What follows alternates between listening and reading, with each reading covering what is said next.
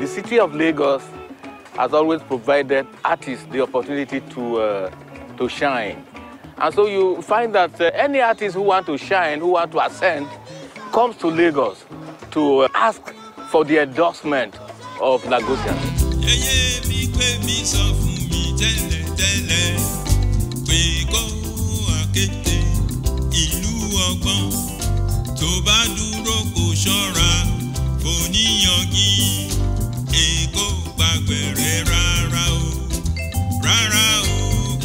From its very beginnings, Lagos has always been the enabling environment for everyone who strives for excellence in any field of human endeavor. This defining character of Lagos is especially obvious in music, fashion, and the arts. The recent blossoming of musical talents among the Nigerian youth is a telling evidence of Benson Idonije's claim that Lagos is the mecca of all ambitious musicians, be they from the west, the east, or northern parts of the country. And this tradition didn't just start yesterday. There is a long history and a heritage, a noble story of men and women who led the way and built a path for today's champions.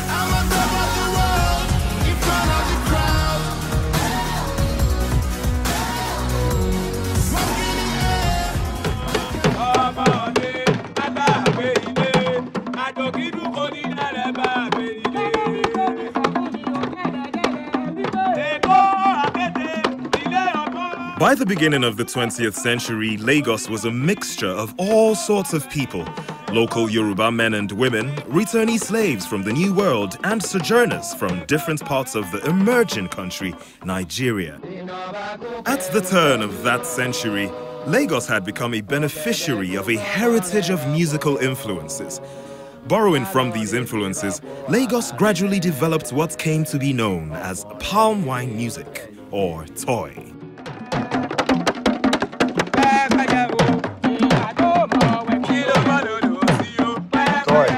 Toy is like when three friends sit in a corner, drinking from gourds of palm wine, singing fun songs as the spirit moves us.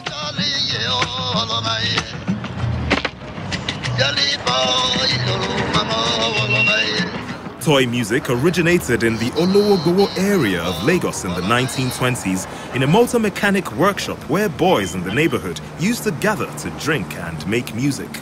Tunde King was the leader of this group and is thought to be the very first professional musician in the history of Lagos. From the 1930s, this man walked through the streets of Lagos playing his guitar and singing. Although he was singing praise songs, well, the melodies were fantastic.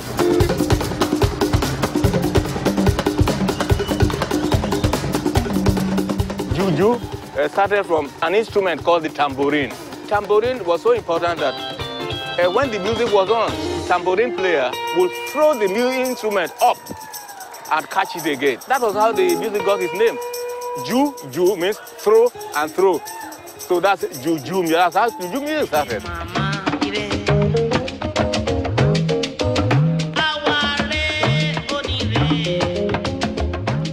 And then he was followed by the likes of Akombi Ege, the likes of Ambrose Campbell, Tunde Harbor Giant, Theophilus Iwalokun, and Yide Bakre, the man who led the band called the Inner Circle Orchestra. And then you had people like J.O. Oyeshiku, you had J.O. Araba, and then Ike Dairo. Well, we also had people like Fatai Rolling Dollar. And still alive, you still have people like Sonny Ade and Ebenezer Obey who are crusading the Juju music culture. Both of us, we are helping promote Juju music in different ways and manners and dimensions.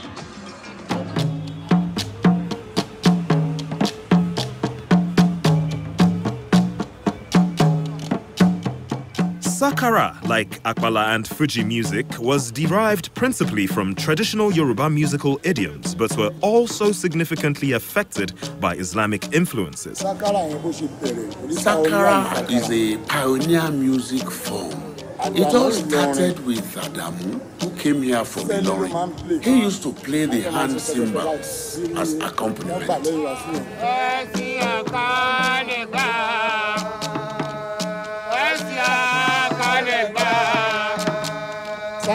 Sakara cannot forget its depth to Hausa land. The Goje and Molo instruments came out of there. The flute came out of Yoruba land. Here.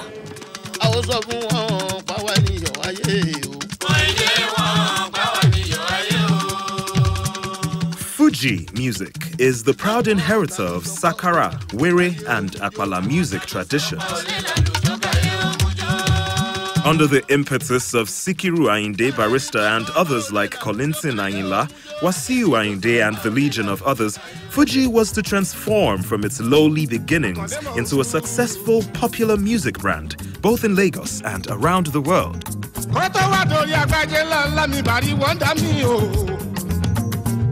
Dr. Sikiru mi Ayinde Ado, Barusati mi ba eni mo show. Agbaje lola dede go, ori e sale ere ti pada. Ayinla Kolintin baba Latiga, kebe nkwa mi ba ni mo show.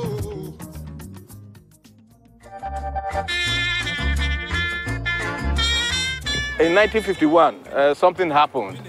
There was a cultural intervention that was brokered by a man called E.T. Mensah, Emmanuel Tete Mensah. He came from Accra in Ghana.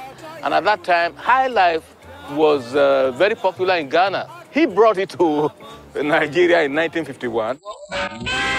The origins of high life music has always been shrouded in some form of controversy or another. While some credit the beginnings to E.T. Mensah, some insist that high life existed in Nigeria before him. High life music has been on, I think, before I was born. In the East, where the school brass band where I started, we do play high life music. It started from Sierra Leone, from the slaves who returned from abroad.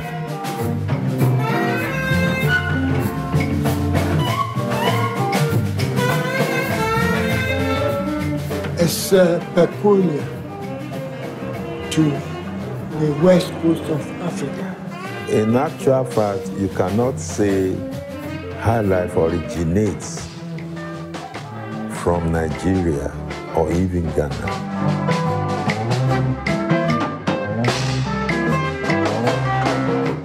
E.T. Mensah came on doors and popularized it before.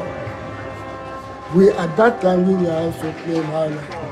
But he came with a bang and with a different, attacked it from a different dimension.